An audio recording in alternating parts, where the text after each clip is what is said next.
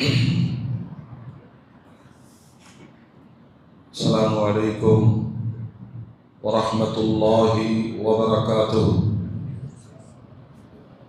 Alhamdulillah rabbil alamin wal aqibatu lil muttaqin wassalatu wassalamu ala rasulih sayyidina Muhammadin wa ala alihi wa ashabihi ajma'in. Amma ba'd. فأعوذ بالله من الشيطان الرجيم. بسم الله الرحمن الرحيم.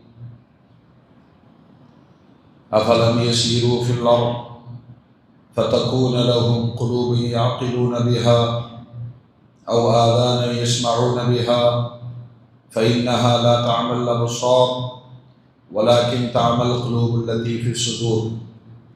وقال النبي صلى الله عليه وسلم: نعمتان مغبون فيهما كثير من الناس الصحة والفراغ. صدق الله العظيم وصدق رسوله النبي الكريم.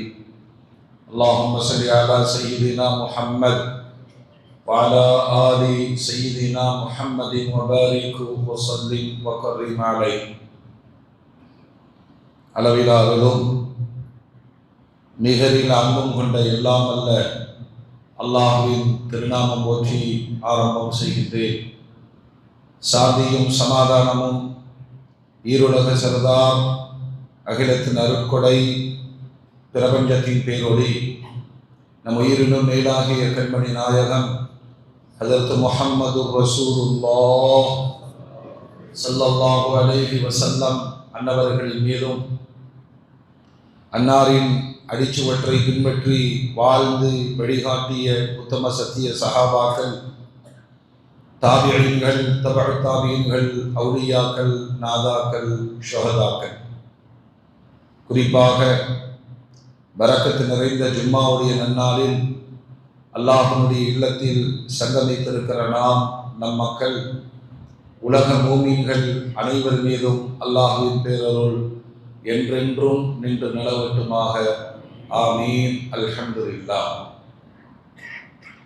கண்ணியத்திற்கும் மரியாதைக்கும் உரிய அல்லாஹ்வின் நல்லடியார்களே,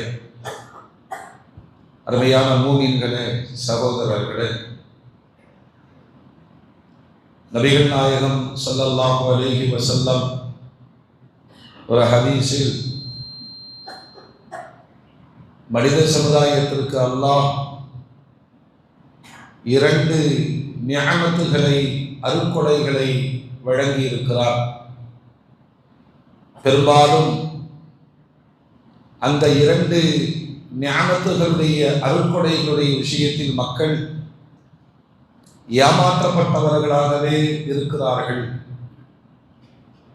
சொல்லிவிட்டு அருமைநாயகம் ஸல்லல்லாஹு அலைஹி வஸல்லம் சொல்வார்கள், அந்த இரண்டு பெரும் நிஅமத்துகள் அஸ்ஸஹத்து வல் ஃபராகா, ஆரோக்கியம், இரண்டாவது ஓய்வு. இது அல்லாஹ்வினால் வழங்கப்படக்கூடிய இருவரும் நிஅமத். அதிலே கவனம் செலுத்தாமல் பெருவாரியான மனிதர்கள் ஏமாற்றத்திற்கு ஆளாக்கப்படுகிறார்கள் என்று நபிகள் நாயகம் ஸல்லல்லாஹு அலைஹி வஸல்லம் குறிப்பிட்டு காண்பிப்பார். அருமையான மூமின்களே, அல்லாஹ் வழங்கி இருக்கக்கூடிய நிஅமத்துகளை நீங்கள் நினைத்து பார்த்தால் உங்களால் எண்ணி முடிக்க முடியாது என்று குர்ஆன் சொல்கிறது. நபிகள் நாயகம் ஸல்லல்லாஹு அலைஹி வஸல்லம் மக்கள் கவனிக்காத ஆனால் மிகுந்த முக்கியத்துவம் வாய்ந்த அருட்கொடைகள் இரண்டு. ஒன்று ஆரோக்கியம், இன்னொன்று ஓய்வு. பெருமானாரிடம் எளிமையான ஒரு துஆவை கேட்பதாக இருந்தால் எதை கேட்பது? அல்லாஹ்வுடைய ரசூல் சொன்னார்கள், ஸல்லல்லாஹு ஆஃபியா. சின்ன சின்ன நேரத்தில் உடனே நீங்கள் கேட்க நினைத்தால், யா அல்லாஹ் எனக்கு ஆஃபியத்தை கொடு என்று கேளுங்கள். ஆஃபியத் என்பது எல்லா விதமான சோதனைகளில் இருந்தும் காக்கப்பட்ட ஆரோக்கியம். தொழுகையில் இகாமத்து சொல்லி இமாம் தக்பீர் கட்டுகிற அந்த சின்ன இடைவெளி கேட்கப்படுகிற துஆ கபூலாகும் என்று பெருமானார் சொன்னார். ஓதினார், சொல்லி முடிக்கிறார், இகாமத்தி ஸலாத் இகாமத்தி ஸலாத் அல்லாஹு அக்பர் அல்லாஹு அக்பர் லா இலாஹ இல்லல்லாஹ். உடனே இமாம் அல்லாஹு அக்பர் தக்பீர் கட்டிடுறார். அந்த வினாடிகளில் கிடைக்கிற இடைவெளியில் கேட்கிற துஆ கபூலாகும். அவ்வளவு சீக்கிரம் அந்த வினாடிகளில் என்ன கேட்க முடியும்? பெருமானார் சொன்னார்கள், யா அல்லாஹ் எனக்கு ஆஃபியத்தை கொடு, தக்பீர் கட்டி. வயதாகி நாடி நரம்புகளெல்லாம் பலம் இழந்து செயல்பட முடியாமல் முடங்கி போகிற காலகட்டத்தில் தான் தான் கடந்து வந்த ஆரோக்கியமான காலத்தை மனிதன் நினைத்து பார்க்கிறார். எல்லாத்துக்கும் ஓய்வு வேணுமா இல்லையா? ஆனால் இந்த உடம்பிற்கு ஆரோக்கியத்தையும் ஓய்வையும் தர வேண்டியது மூமினுடைய கடமை என்று பெருமானார் சொல்கிறார். இன்னலி ஜஸதிக அலைக ஹக்குன், உடம்புக்கு சில கடமைகள் இருக்குன்னு பெருமானார் சொன்னார். இஷாவுக்கு பிறகு நீங்கள் பேசிக் கொண்டிருக்காதீர்கள், தூங்கி இருங்கன்னா. அதிகாலை உறங்கிக் கொண்டிருக்காதீர்கள், எழுந்து விடுங்கள் என்றார்கள். உன்னுடைய கண்களுக்கும் சில உரிமைகள் இருக்கிறது, கடமைகள் இருக்கிறது என்று பெருமானார் சொன்னார். நன்றாக இருக்கிற பொழுது இதை குறித்து யாரும் கவலைப்படுவதில்லை. அதான் பெருமானார் சொல்றார், நல்ல ஆரோக்கியமான வாழ்வை அது இருக்கிற பொழுது யாரும் கவலைப்படுவதில்லை, அது தொலைந்து போனால் திரும்பி வராது என்பதுதான் பெருமானார் சொன்ன செய்தி. ஆரோக்கியம் போயிருச்சுன்னு வச்சுங்களேன், இருப்பதை காப்பாற்றுவதற்குத்தான் மருந்துகளை தவிர ஆரோக்கியத்தை திரும்பி கொண்டு வருவதற்கான மருந்துகள் அல்லாஹ்வை தவிர வேறு எதுவும் கிடையாது. ஓய்வு கிடைக்கிற பொழுது நீங்கள் பயன்படுத்திக் கொள்ளுங்கள் என்று பெருமானார் சொன்னார்.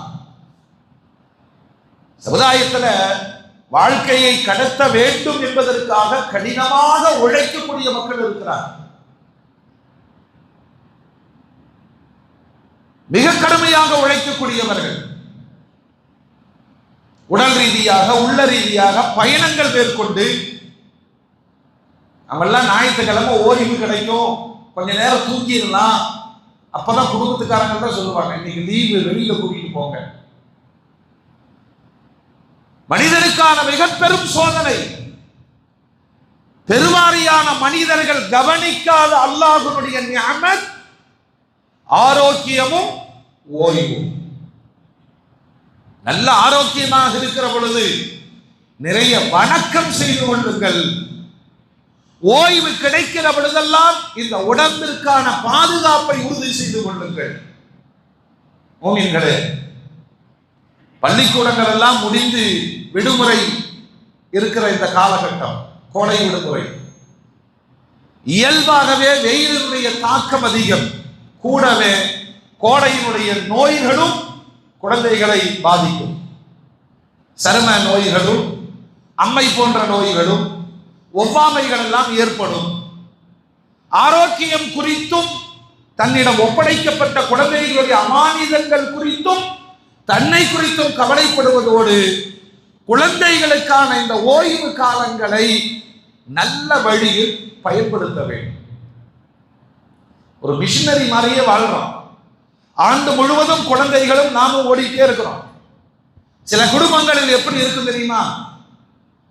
சொந்த குழந்தைகளை அத்தாவை பார்க்கறது ஞாயிற்றுக்கிழமை. அவங்க காலையில் எந்திரிச்சு ஸ்கூலுக்கு போகும்போது அத்தா தூங்கிட்டு இருப்பாரு. கரெக்டா? ஸ்கூல் விட்டு வந்தா அத்தா இருக்க மாட்டார். தந்தை வீட்டிற்கு திரும்பி வருகிற பொழுது குழந்தைகள் தூக்கத்திற்கு போயிருப்பார். ரொட்டீனா ஓடுகிறோம். தேர்வுகள், பிறகு விடுமுறை வருகிற பொழுது சமுதாயத்தில் ஏழைகளோ நடுத்தர மக்களோ செல்வந்தர்களோ சில செலவுகளை அபரிமிதமான ஆசைகளோடு உருவாக்கி வைத்திருக்கிறோம். கோடை கால சுற்றுலாக்கள் சில நேரங்களில் நல்லதாய் அமைகிறது, சில நேரங்களில் ஆபத்தாய் முடிகிறது. ஒரு விடலை பருவத்தினுடைய சிறார்கள் இந்த கோடை விடுமுறைகளை கழிக்கிற வழிகளை பார்த்தால் பயமா இருக்கு. 3 பேர் 4 பேர் பைக் ஓட்டி சாகசம் செய்வது அவர்களுடைய விடுமுறையினுடைய கழித்தல். வீட்டிலேயே காம்ப்ரமைஸ் செஞ்சுக்கிறாங்க. அதான ஓட்ட முடியும். அரசாங்கத்தினுடைய விதிகளை மீறி வயது வராத சிறுவர்கள் ஆபத்தான வேலைகளுக்கு பெற்றோர்கள் அனுமதிக்கிறார்கள். இன்னொரு பக்கம் கோடைதானே, பழக்கமே இல்லாத குளங்கள், குட்டைகள், கிணறுகள், ஆறுகளில் மூழ்கி போய் உயிரிழக்கிற படுபயங்கரமான சம்பவங்கள். இந்த குழந்தைகளுடைய இழப்பிற்கு பிறகு அந்த பெற்றோர்களுடைய மனோநிலை எப்படி இருக்கும்? அல்லாஹ் அமானிதம் என்று சொல்லுகிறார். இந்த குழந்தைகள் மறுமை நாளில் உங்களுக்கு சாட்சியாக அல்லாஹ்விடத்திலே சாதகமாகவும் சொல்லலாம், இவர்களை பாதகமாகவும் வந்து இருக்கலாம். அதனால இஸ்லாமிய பார்வையில் ஒரு ஓய்வுக்காக, ஒரு மன அமைதிக்காக இந்த சுற்றுலாக்களை மேற்கொள்ளலாமா என்ற கேள்விக்கு இமாம் அஹ்மத் இப்னு ஹம்பல் ரஹிமஹுல்லாஹ் சொல்லுகிறார்கள், இன்ன ஸயாஹத ஃபில் இஸ்லாம் லைஸ ஷைஉன். சுற்றுலாங்கிறது இஸ்லாத்துல கிடையவே கிடையாது. வலா ஃபஅல அன் நபியீன் வலா ஸாலிஹூன். நபிமார்கள் செஞ்சதா வரலாறு கிடையாது. நல்லோர்கள் சுற்றி பார்க்க போலான்னு சொன்னதும் கிடையாது. ஆனால் குர்ஆன் ஏறத்தாழ ஒரு 6-7 இடங்களில் நீங்கள் பூமியை சுற்றி வர வேண்டாமா, பல்வேறு பகுதிகளுக்கு செல்ல வேண்டாமா என்று அல்லாஹ் தூண்டுகிறான். அதனுடைய பின்னணி காரணம் ஒன்னே ஒன்று, கோடை காலம், விடுமுறை காலம், குழந்தைகளோடு போய் சந்தோஷமாக இருக்கலாம் என்பது மாத்திரமல்ல, பாடங்களும் படிப்பினைகளும் பெறுவதாக இருந்தால் அந்த பயணங்கள் அனுமதிக்கப்பட்டது. குர்ஆனில் பல்வேறு சமுதாயத்தினுடைய வரலாறுகளை அல்லாஹ் சொல்லுகிறான். சொல்வதனுடைய நோக்கம் கதை பேசுவதல்ல. ஆது சமுதாயம் வாழ்ந்தது, சமூக சமுதாயம் வாழ்ந்தது, அந்தந்த சமுதாயத்திற்கு நபிமார்களை அல்லாஹ் அனுப்பினான். சபா நாட்டு இயற்கை எழில்மிக்க வளங்களை அல்லாஹ் குர்ஆனிலே சொல்லுகிறான். இதெல்லாம் சொல்லிட்டு அல்லாஹ் சொல்றான், இதெல்லாம் போய் பாருங்க. உலகத்தில் உங்களை போன்று உலகத்தை அனுபவித்து விட வேண்டும் என்று துடித்த மனிதர்களுக்கு நான் கொடுத்த ஞானம், இயற்கை வளங்களை கொடுத்தேன், பசுமையான தோட்டங்களை தந்தேன், நீர்வீழ்ச்சிகளை தந்தேன், வளமான வாழ்வை தந்தேன், மலைகளை குடைத்து பிரம்மாண்டமான மாளிகைகளில் வாழ்ந்த ஆது சமூகம் எல்லாம் கொடுத்துட்டு நான் சொன்ன செய்தி என்ன தெரியுமா? விக்கிரகங்களை வணங்காதீர்கள், அல்லாஹ்வை மட்டும் வணங்குங்கள் என்ற செய்தியை நபிமார்களின் வழியே சொன்னேன். அந்த சமுதாயம் மறுத்தது. அவங்க எதை மேல நம்பிக்கை வச்சாங்க தெரியுமா? தங்களுடைய உடல் வலிமை, நல்ல பிரம்மாண்டமான மனிதர்கள், நீண்ட ஆயுள் கொடுக்கப்பட்டவர்கள். எங்களுடைய உடல் சக்தி என்னன்னு சொன்னா, மலைகளை குடைந்து வீடுகளாக்கி வாழுகிற அளவுக்கு உடல் வலிமை. அதை நம்பினாங்க, அல்லாஹ்வுக்கு மாறு செய்தார்கள்.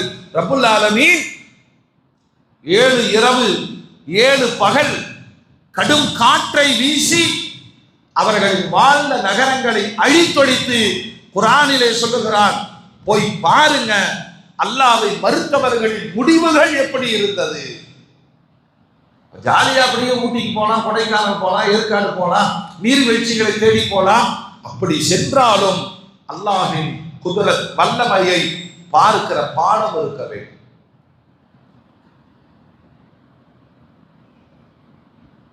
மனிதர்களுக்கு அல்லாஹ் எல்லாவற்றையும் தருகிறான்.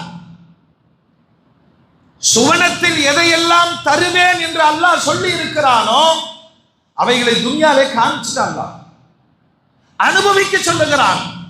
ஆனால் எல்லாவற்றுக்கும் பின்னால் இதை படைத்தவன் அல்லாஹ் என்பதை உணர வேண்டும். அந்த உணர்வுகளை நீங்கள் குழந்தைகளுக்கு சுட்டி காண்பிக்க வேண்டும். பழைய காலத்துல விடுமுறை காலங்களில் இந்த சமுதாயம் பேணி வந்த நடைமுறைகளை பார்த்தால் சிரமம் பார்க்காமல் ஊர்களுக்கு அழைத்து செல்வார்கள், உறவு முறைகளை காட்டி தருவார்கள். நம்ம வாழ்க்கையில எங்க யாரும் போறதில்லை. அப்படியே யாராவது வீட்டுக்கு வந்தால் அந்த குழந்தைகளுக்கு 2 வார்த்தை தான் தெரியும். ஒரு அங்கிள் வந்தாங்கோ, ஒரு ஆண்டி வந்தாங்கோ. என் தாய் வழி உறவு, தந்தை வழி உறவு, இந்த உறவு முறைகளை குர்ஆன் சொல்லுகிறது. அல்லாஹ் சொல்றான், நாம் படைச்சதிலே சிறந்தது உறவுகள் தான். உறவுகள் மட்டும் இல்லை என்று சொன்னால் ஒரு மனிதனுடைய வாழ்வு தனிமைப்பட்டுவிடும், இறந்து போய்விடுவார். வேலை கிடைச்சது, நல்ல சேலரி, யாருக்கு போன் போட்டு சொல்லுவீங்க? சொல்லுங்க. சொந்தக்காரனுக்கு தான் சொல்லுவோம். அப்படி சொல்றதுல ஒரு சந்தோஷம், ஒரு பெருமிதம். இன்னொரு ஆங்கிள் இருக்கு, அவன் வயிறு இருந்து சாப்பிட்டு. அல்லாஹ்விற்கு அடுத்ததாக மனிதன் பயப்படுவது சொந்தங்களைத்தான்.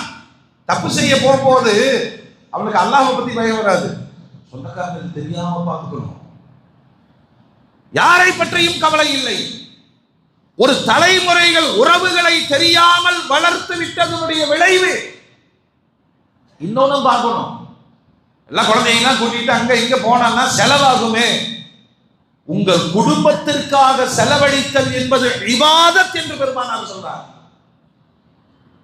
யாக்கூப் அலைஹிஸ்ஸலாம் தன்னுடைய பிள்ளைகளை எல்லாம் அழைத்துக் கொண்டு மிஸ்ர் தேசத்தினுடைய பேரரசர் யூசுப் அலைஹிஸ்ஸலாத்தை சந்திக்க போனதை குர்ஆன் சொல்லுகிறது. உறவுகளை சந்திப்பதற்காக குடும்பத்தோடு புறப்படுதல் இபாதத். அங்க போய் 1 மணி நேரம் இருக்கிறோம். இதுதான் எங்க மாமி, இதுதான் சின்னம்மா, இதுதான் எங்களுடைய பூர்வீக மண். இந்த உறவுகள் எப்படிப்பட்டதுன்னு சொன்னா, ரஹீம் என்ற வார்த்தையில் அல்லாஹ் சுட்டி காண்பிக்கிறான். ரஹம் அல்லாஹ்வுடைய திருநாமம். ரஹ்மான் ரஹீம் என்பதிலிருந்து வெளிப்பட்டது. கருவறை நான் உருவாக்கினதுங்கிற அல்லாஹ். தந்தை யாருன்னு நாமளா டிக்ளேர் பண்ணோம்? தாய் யாருன்னு நாமளா முடிவு செய்தோம்? இந்த தாய் தந்தை உறவோடு இரத்த உறவுகளாய் வந்து சேர்ந்த உறவுகளை நாம முடிவு செய்தோம். திருமணத்தின் வழியே ஏற்பட்ட உறவு முறைகளை நாம முடிவு செய்தோம். உறவுகளை உற்பத்தி செய்தவன் அல்லாஹ். அதனாலதான் அல்லாஹ் ரொம்ப கோபப்படுறான். உறவுகளை முறித்தவர்கள் சொர்க்கத்திற்கு செல்ல மாட்டார்கள். இந்த சமுதாயம் பயப்படாம செய்யக்கூடிய பெரும் பாவம் எதுனா உறவுகளை துண்டிக்கிறது. 3வது நபர் பழகிறது, அதெல்லாம் சாதனை கிடையாது. நாங்க பக்கத்து வீடு, நாங்க கிளாஸ்மேட், நாங்க காலேஜ் மட்டும், நாங்க ஒன்னா பிசினஸ் பண்றோம், நாங்க ஒன்னா பிரயாணத்துக்கு போவோம், அதெல்லாம் சாதனை கிடையாது. ஒரு சஹாபி கேட்பார், நான் நல்லா தான் இருக்கிறேன், என் சொந்தங்கள் என்னை தவிர்க்கிறார்கள். பெருமானார் சொன்னாங்க, நீ உறவை முறிக்காம பார்த்துக்கோ, அவர்கள் வெறுத்தாலும் சரி அந்த கேள்விக்கு உரியவர்கள் அவர்கள் தான்.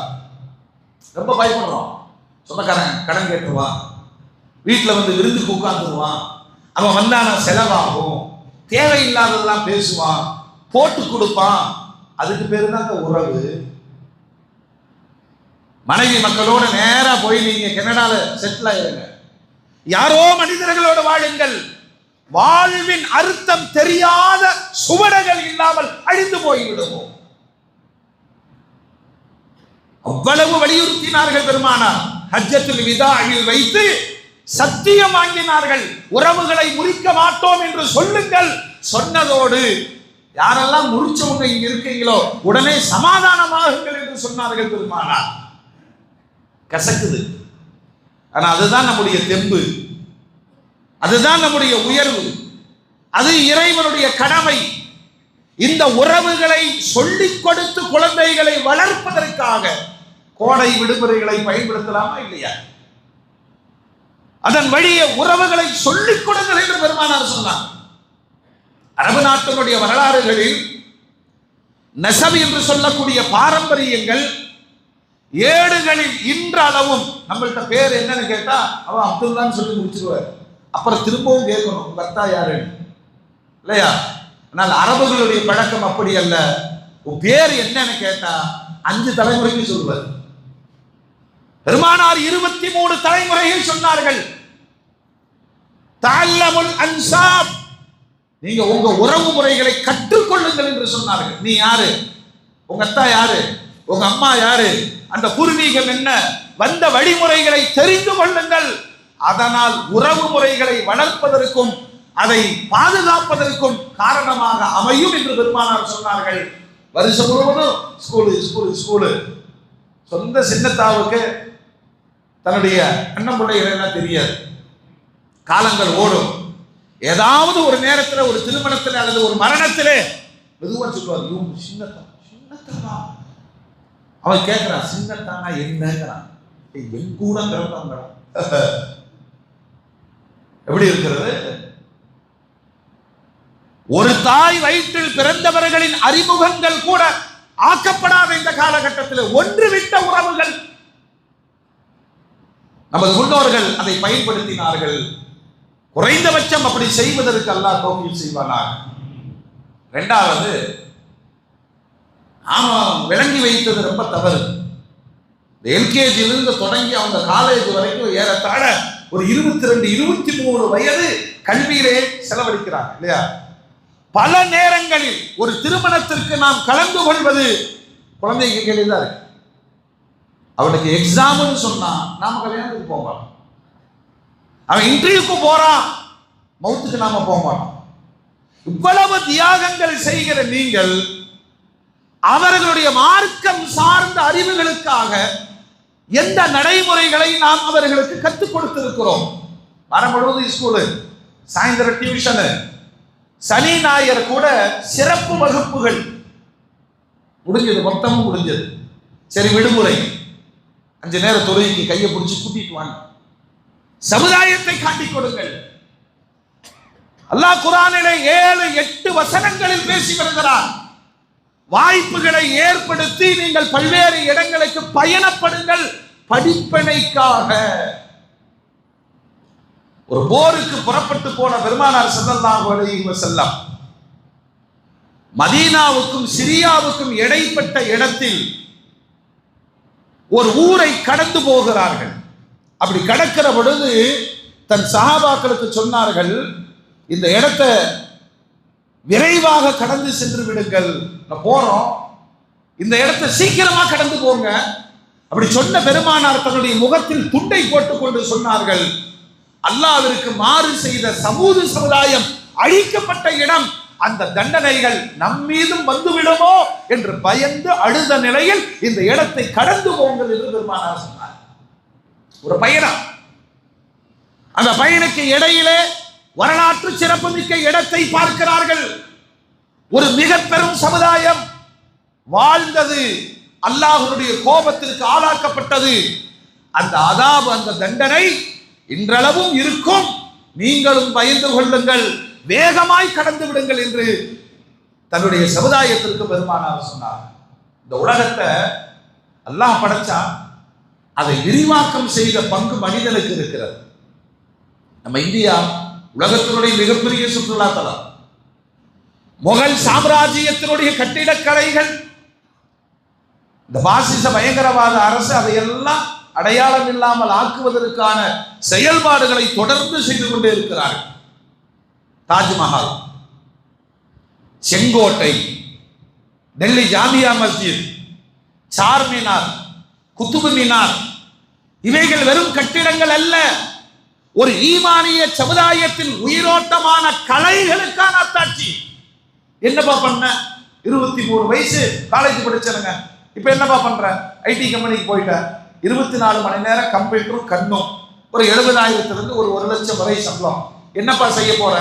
ஒரு 50 லட்சத்துக்கு வீடு வாங்கி இருக்கிறேன், ஒரு கார் வாங்கிட்டேன், ஒரு பைக் வாங்கிட்டேன், பின்ன சாகர வரைக்கும் இஎம்ஐ கட்டிட்டே இருக்கணும். என் வாழ்க்கை கம்ப்யூட்டர், கடன், வட்டி, வாகனங்கள், இத்தோடு ஒரு தலைமுறை நாசமாய் போவதற்கு அல்லாஹ் படைத்தான்.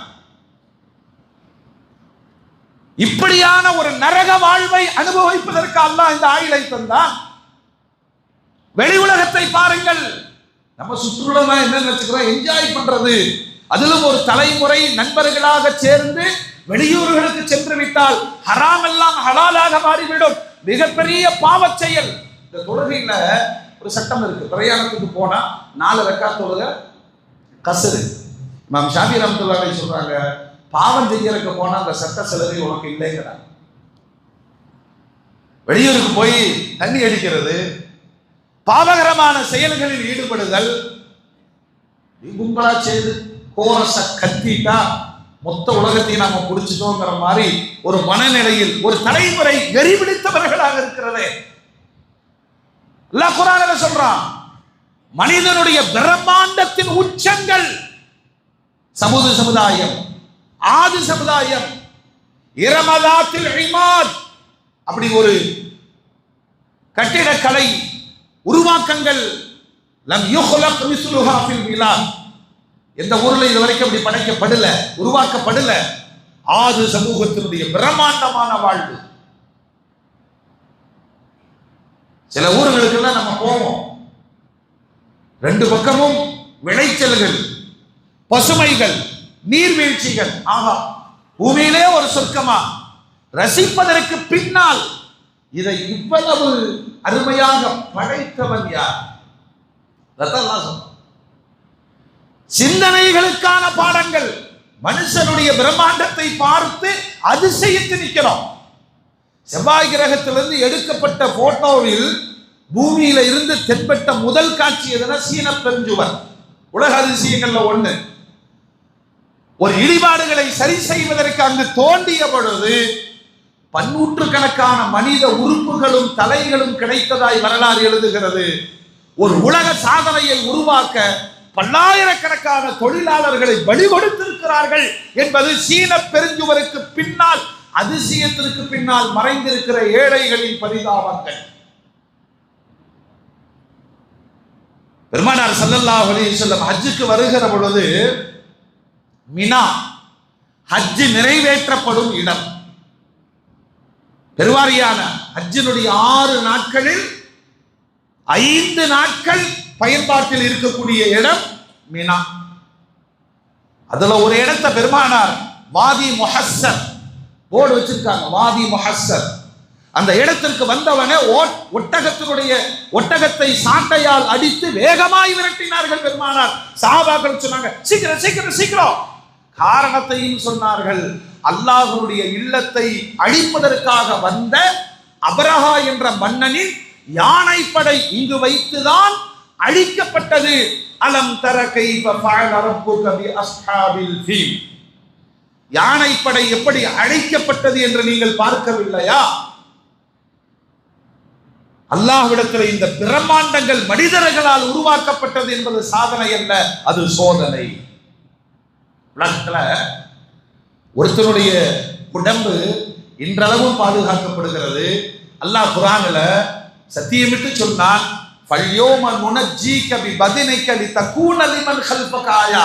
உலகத்துல எத்தனையோ பேர் வந்திருக்காங்க, ஆட்சி செய்திருக்கிறார்கள், மன்னர்களாய் இருந்திருக்கிறார்கள், நாடாண்டு இருக்கிறார்கள், மிக பிரம்மாண்டங்களை உருவாக்கி இருக்கிறார்கள். எகிப்தினுடைய பிரமிடுகளை உருவாக்கிய சமூகம் செத்து போனான், நைல் நதியில் மூழ்கினான். அல்லாஹ் சொன்னா, உன் உடம்ப நான் பாதுகாப்பேன். வரலாறு வேறு விதமாக சொல்லும். அவர்களுடைய உடம்புகளை பாதுகாப்பதற்கு 18 இருக்கிறார்கள். அந்த மன்னர்கள் எல்லாம் புதைக்கப்படவில்லை, 18 அவர்கள் பாதுகாக்கப்பட்டு இருக்கிறார்கள். அதையும் தாண்டி ஃபிரௌன் 2ஆம் ரம்சேசனுடைய உடல் இன்றளவும் பாதுகாக்கப்பட்டது. அல்லாஹ் சொன்னா, ஒன்னமாறு அட்டூழியக்காரர்கள், செல்வத்தில் திளைத்தவர்கள், ஆட்சி அதிகாரம் நிரந்தரம் என்று நம்பியவர்கள், உச்சத்திலே நானே கடவுள் என்று பிரகடனப்படுத்தியவர்களை உலக மக்களுக்கு பாடமாக எச்சரிக்கையாக நான் வைக்கிறேன். ஃபிரௌனின் உடலை பார்க்கிற அத்தனை பேர்களும் நான் அடிமை, அல்லாஹ் தான் ரப்பு என்பதை வெளிப்படுத்த வேண்டும், போய் பாருங்கள் என்று அல்லாஹ் சொல்கிறார். ஒரு காலத்துல சின்ன சின்ன அளவுல இருந்த சுற்றுலாக்கள் இப்போதெல்லாம் வெளிநாடுகளுக்கு அதிகம். இந்த வெளிநாடுகளுக்கு அதிகமாக பயணிப்பது தமிழகத்தை பொறுத்த வரைக்கும் பாண்டிச்சேரி ரொம்ப ஃபேமஸ். அது சுற்றுலா தலமா என்று சொன்னால் தண்ணீரை தேடி பயணிக்கிற பயணம். அதே போல வெளிநாடுகள் என்று எடுத்துக்கொண்டால் விபச்சாரத்தில் கொடி கட்டி பிறக்கிற நாடுகளுக்கு பயணப்படுதல். பாவம் செய்வதற்கும் இந்த சிற்றின்பத்திற்காக மார்க்கம் ஒருபோதும் அனுமதிக்கவில்லை. உங்கள் பயணங்கள் உங்களுக்கு பாடம் தரட்டும் என்று குர்ஆன் சொல்லுகிறது, படிப்பினை தரட்டும். நான் ஊர்ல பெரிய ஆளு நீ சொல்ற, எவ்வளவுப்பா வீடு வச்சிருக்க? 5.5 சென்ட்ல வீடு, 4 பெட்ரூம், எல்லாம் ஏசி, எல்லாமே புதுமையான, எங்கிட்ட அவ்வளவு காசு இருக்கு, கொஞ்சம் வெளியில போய் பாரு, உன்னை விட பிரம்மாண்டமாய் வாழ்ந்தவர்கள், நில சுவார்ந்தார்கள், நிரந்தரமாக இருந்து விடுவோம் என்று நம்பியவர்கள். நாம் சரித்திரம் படித்த காலத்தில் தென்பட்டவர்கள். திப்பு சுல்தான் ரஹ்மத்துல்லாஹி அலைஹி, அந்த பக்கம் எல்லாம் முகல் என்று சொன்னா தெற்கு பகுதிகளில் சுல்தான்களின் நிஜாமுகளின் ஆட்சிகள். அந்த கோட்டைகளை பார்த்தாவே மயக்கம் போட்டு கீழே விழுந்துருவோம் இல்லையா?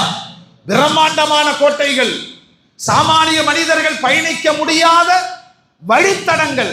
மைசூர்ல இருந்து கோயம்புத்தூருக்கும் பாலக்காட்டிற்கும் டெல்லிக்கும் திண்டுக்கல்லுக்கும் தனி வழியை உருவாக்கி வைத்த சாம்ராஜ்யத்தின் அதிபதி திப்பு சுல்தான் ரஹ்மத்துல்லாஹி அலைஹி. இன்னைக்கு அந்த கோட்டைகள் ஒரு வரலாற்றை சொல்லுகிறது. அப்படிப்பட்ட சுல்தான்களும் இல்லை, அப்படிப்பட்ட உருவாக்கங்களும் இல்லை. எவ்வளவு பிரமாண்டங்கள்! நீங்கள் பயணியுங்கள், அந்த பயணத்திற்கு பின்னால் படிப்பினை பெறுங்கள் என்பதைத்தான் குர்ஆன் சொல்லுகிறது. வெறுமனே சுற்றி பார்த்தோம், நீர்வீழ்ச்சிகளில் குளித்தோம், ஆனந்தம் அடைந்தோம், அது அல்லாத சில பாவங்களை செய்தோம், இது அத்துணையும் சோதனைகளாக மாறிவிடும் என்பதை குர்ஆன் எச்சரிக்கிறது. மூமின்களே, ஒரு சமுதாயத்திற்கு அல்லாஹ் ஒரு நபியை அனுப்பினான். சையதுனா இப்ராஹிம் அலைஹிஸ்ஸலாமுடைய உறவுக்காரர். அந்த சமுதாயம் உலகத்தில் மிக மோசமான முன்மாதிரியாக வாழ்ந்தது. இந்த இளைய தலைமுறைக்கு செல்போனுடைய வளர்ச்சி, ஆபத்தினுடைய உச்சம் எல்லாத்தையும் தருது. உலகத்தின் பல்வேறு நாடுகளில் படைத்தவன் வெறுக்கிற பாவச் செயல்களில் பயங்கரமானது ஓரின சேர்க்கை. அந்த பாவம் பகிரங்கப்படுத்தப்பட்டு அனுமதி கோரப்பட்டு அதற்கு சட்ட ரீதியாக அனுமதியும் வழங்கப்பட்ட பல நாடுகள், நீதிமன்றங்கள் அதை தடை செய்வதில்லை. அப்படி ஒரு ஆபத்தான காலம். சின்னஞ்சிறு விடலை வயது, உணர்ச்சிகள் மிகுந்திருக்கும். அவர்களுக்குள் தக்வாவோ குர்ஆனுடைய இல்மு இல்லை என்று சொன்னால் அவர்கள் அதற்கு பலியாக்கப்படுவார்கள். அப்படி ஒரு கோஷ்டியே சுற்றி இருக்கு. நம் மகனை நாம் பார்க்கிறோமா இல்லையா? ஆணுக்கு ஆண், பெண்ணுக்கு பெண், ஒரு விபரீதமான பாவத்தின்பால் தூண்டப்படுகிற வயது. அந்த மாதிரி வயதினர்கள் சுற்றுலாவிற்கு கிளம்பி போனால் ஒரு மீள முடியாத பாவத்தின்பால் நமது பிள்ளைகளை பலி கொடுத்த பாவம் நமக்கு ஏற்படும். அல்லாஹ்வுடைய ரசூல் சொல்றாங்க, எந்த பெற்றோர்கள் எல்லாம் தங்களுடைய பிள்ளைகள் திருமண வயதை அடைந்தும் அவர்களுக்கு திருமணம் செய்து கொடுக்காமல் இருந்து அதனால் அவர்கள் திருமணம் சார்ந்த பாவங்களில் ஈடுபடுவார்கள் என்று சொன்னால் அந்த பாவத்தின் விளைவுகள் பெற்றோரின் மீதே வந்து சேரும் என்று பெருமானார் சொன்னார். அமானிதமா இல்லையா? என் பிள்ளைகளுக்கு வீடு கட்டி வைக்கிறார், ஃபியூச்சர் பிளான், இதெல்லாம் சரி. என் பிள்ளைகளை உருவாக்கி வைத்தது நான் என்ன செய்தேன்? நல்ல நல்ல வரலாற்று இடங்களுக்கு அழைத்து செல்லுதல். அதான் நான் சொன்னேன், வருஷத்துல இது மாதிரி சில காலங்கள், ஓய்வு காலங்கள் கிடைக்கும், குழந்தைகளுக்காக செலவழியுங்கள். அவர்களுக்கு சில வரலாற்று இடங்களுக்கு அழைத்து சென்று இப்படிப்பட்ட வரலாற்று சாதனையாளர்கள் வாழ்ந்த பூமி காட்டுங்கள். அந்த அறிவுக்கு ஏன் நமது பிள்ளைகளை தயாரிக்க கூடாது?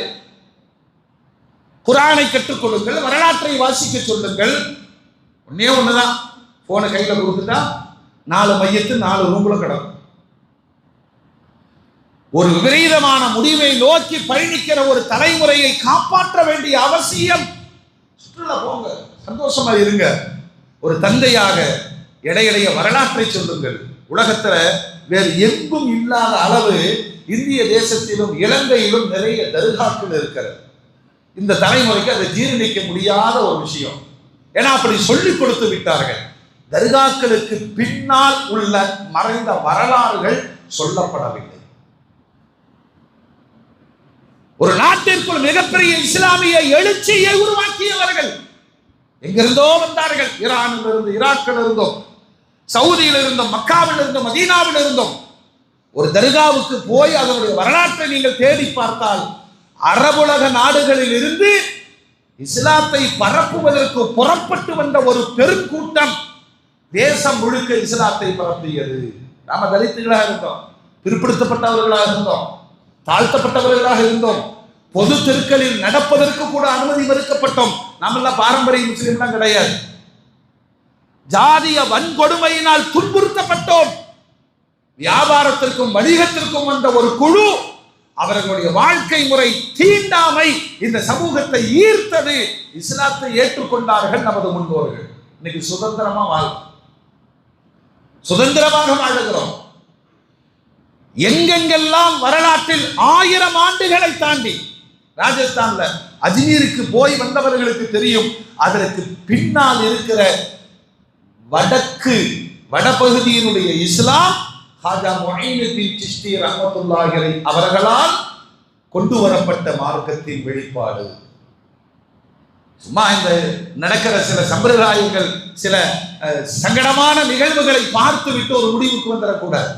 பானையில தண்ணி கெட்டு போச்சுன்னா பானையை உடைக்கணுமா தண்ணியை மாற்றணுமா? சொல்லுங்க பாரு. பானையை உடைக்க சொல்லி கத்து கொடுத்துட்டாங்க. தர்காக்கள் எல்லாம் எப்படி வந்துச்சு? யார் தர்காக்களை கட்டினார்கள்?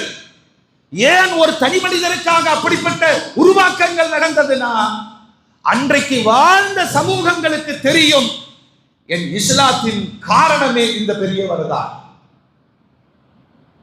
யாராவது இளைஞர்கள் கதாநாயகத்தினுடைய வரலாற்றை, ஏர்வாடி இப்ராஹிம் பாட்ஷாவுடைய வரலாற்றை, நாகூர் ஷாஹுல் அமீது நாயகத்தினுடைய வரலாற்றை, எல்லோருக்கும் சீனியர் திருச்சி தபிலை ஆலம் பாதுஷா, டெல்லியில நிஜாமுத்தீன் ரயில்வே ஸ்டேஷனே வச்சிருக்கிறான், ட்ரெயின் விட்டுருக்கான். நிஜாமுத்தீன் அவுலியா மிகப்பெரிய இறைநேசர். பின்னால் என்ன இருந்தது என்று சொன்னால், குஃப்ர் மண்டி கிடந்த மண்ணில் இஸ்லாத்தை தௌஹீதை பிறக்க வைத்தவர்கள், போராளிகள். நன்றியோடு அந்த மக்கள் இன்றளவும் நினைக்கிறார்கள். வரலாற்றுக்கு சின்னங்கள் தான் அவை. காட்டுங்களே. ஒண்ணு இல்லைங்க, பல பேருக்கு தெரியும். பக்கத்துல கேரளா, வயநாட்டிலிருந்து இறங்கினால் ஒரு பிரம்மாண்டமான சுற்றுலா தலமாக காட்டப்படுகிற இடம் நாலே சிட்டி. ஒரு ஆலி ஏபி உஸ்தாத் ஒரு மலையை வாங்குகிறார்கள். உலகத்தில் இப்படி எல்லாம் நடக்குமா? பிரம்மாண்டத்தின் உச்சம். அரபு நாடுகளுக்கு இணையாக பிரம்மாண்டமான மஸ்ஜித், அதனை சுற்றிலும் காம்ப்ளெக்ஸ், குளோபல் ஸ்கூல், மாசம் 1 லட்சம் ரூபாய் பீஸ். உலகத்தின் பெரும் சமுதாயத்திற்குமான கல்வியை கற்கக்கூடிய எல்லாம் ஒருங்கிணைந்த வளாகம். போய் பார்த்துக்குவாங்களே. மனிதனுக்கு அல்லாஹ் வழங்கி இருக்கக்கூடிய அபாரமான வளர்ச்சியில் எதையும் சாதிக்க முடியும். நீங்கள் பார்க்கிற காட்சிகள் அனைத்தும் தவறாகவே இருப்பதினால் தவறுகள் சமூகத்தில் மலிந்து போய் கிடக்கிறது. இளைய சமூகம் என்ன நினைக்கிறது தெரியுமா? அரக்கால் டவுசர் போட்டுக்கணும், ஒரு பனியன் போட்டுக்கணும், இப்படி பைக்கில் பறக்கணும், இதுதான் இளமையில் பரிசுன்னு நினைக்கிறான். 17 வயசுல இந்தியாவின் மீது படையெடுத்து வந்து இந்திய தேசத்திற்குள் இஸ்லாத்தை கொண்டு வந்து நிலைநிறுத்தியவர் முஹம்மது இப்னு காசிம். வரலாறு படிங்க. ஒரு முஹம்மது என்ற திருநாமத்தை கொண்டவர் தான் இந்த மண்ணில் தௌஹீதை கொண்டு வந்து நிறுத்தினார். கூடவே அரசியலும் ஆட்சியையும் தந்தார். 800 ஆண்டு கால முகல் சாம்ராஜ்யத்தின் பின்னால் வாழும் சமுதாயம் எடுத்துக்கொண்டது என்ன தெரியுமா? மொத்த முகல் சமுதாயத்தினுடைய ஆளுமையில எல்லாத்தையும் விட்டுட்டோம். 2 விஷயத்தை விடாம பிடிச்சிருக்கோம். ஒன்னு பிரியாணி, இன்னொன்னு சொல்லுங்க குஷ்கா. என்ன வெயில் அடிச்சாலும் சரி, பிரியாணிக்கு மட்டும் ஈமான் சீக்கிரம் இடம் கொடுத்துரும். கடுமையான வெயிலுப்பா, பழைய சோறு சாப்பிடலாம், ஒன்னே போடுமா பிரியாணி. புலம்புறாங்க, தேர்தலுடைய ஜுரம் பிடிச்சிக்கிச்சு. நான் திரும்பவும் சொல்லுவேன், நம்மள மாதிரி எத்தீமான சமுதாயம் எவனுமே கிடையாது.